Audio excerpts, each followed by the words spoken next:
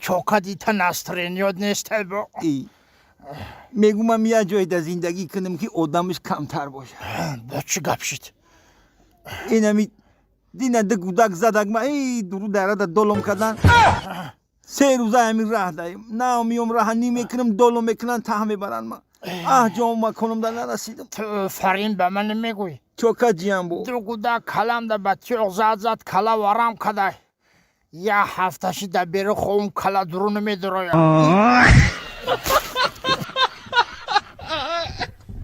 خیلی بگولی خیلی میشه. اگه همون روز بعد همزه شتگی بدیم راستی خیلی لخته یادواری هم کردیم. مینادو ما هم خمو مینادونیم mana fayda oluyor?